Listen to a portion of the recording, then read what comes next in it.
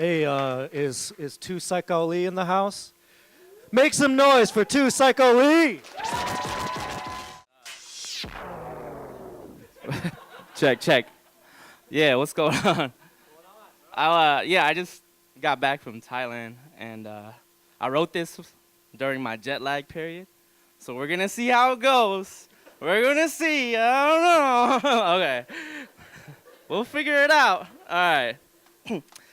So I was thinking of this scenario, because I work with a lot of young people, and if back when I was a teenager in the 1990s and I had YouTube, Twitter, Facebook, and Instagram, how it would be, right? So, I would take Instagram photos of my specialty growing up, ramen noodle soup with hot dogs and boiled eggs. Post pictures of a time when I tried to fry bologna and it just bubbled up and the outside was burnt.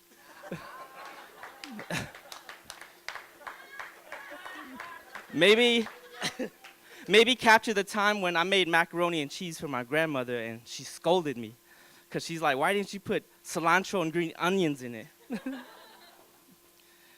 I was like, my bad, Grandma. In high school, I used to stroll around Frogtown looking for something to do and saw a bunch of other kids walking with no place to go. I was looking for a program to join or a job I could get, but I never found anything. Maybe back then, if I posted my frustration as a status on Facebook, other people would make comments with suggestions of places I could work or programs I could join. Just about every kid in that area ended up in a gang, eventually. I remember when someone stole my basketball hoop, and I found out it was a neighbor that took it. They live like a block away. Then, when I went to go get my hoop back, they started saying all this gang stuff to me, right? Like numbers and hand signs. And I didn't understand it, so I called up my cousin who was in the gang, and I was like, I need you to do some translation. And so, oh, it's going better than I thought. Okay, all right. Dang. All right. So he got me my hoop back, and he got me my hoop back. Then he told me to join his gang. And now I think back, and I was like, I joined a gang because of a basketball hoop. And it became a life-changing situation until this day. I was thinking about in grade school, random kids would say ching chong and go back to your own country and what I would have done about it. Besides the one time I splashed a carton of skim milk into this guy's face.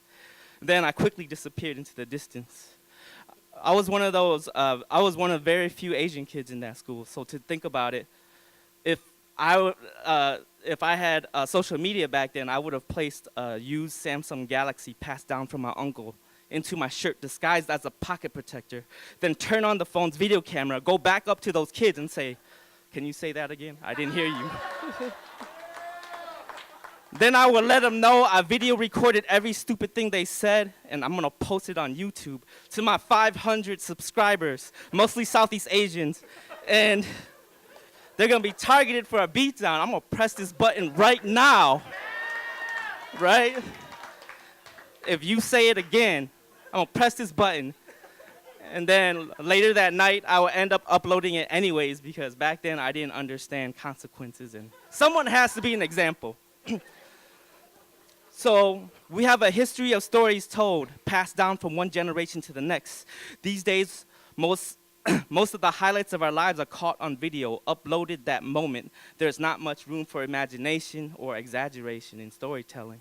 So when I tell stories about the playground, when other kids would say racist stuff to us, I can't just tell everybody that, yeah, we straight beat him up.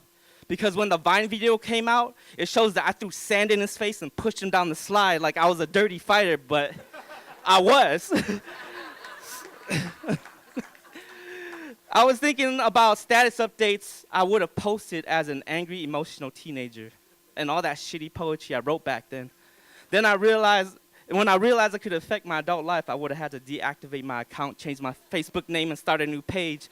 But back then, Maybe I would have had private messages from family I never knew from Fresno and Thailand to keep up with each other's lives and get connected to a worldwide identity. Back then, I would have clicked like on the Flux Capacitors fan page. Back then, I would have followed Black Star, Mountain Brothers, and Aaliyah on Twitter. I spoke to a friend about this idea, for the idea for this piece, and she says, remember, we had Asian Avenue and MySpace back then. I was like, oh yeah, we did have social media. But I don't remember anything I posted, and all I remember is promoting Delicious Venom's hip-hop songs and like getting to know people from other states with outdated photos on their profile page. But I can't find any of that stuff anymore on the internet, and maybe I'd rather just tell you my stories face to face from now on. Thank you. All night, follow me.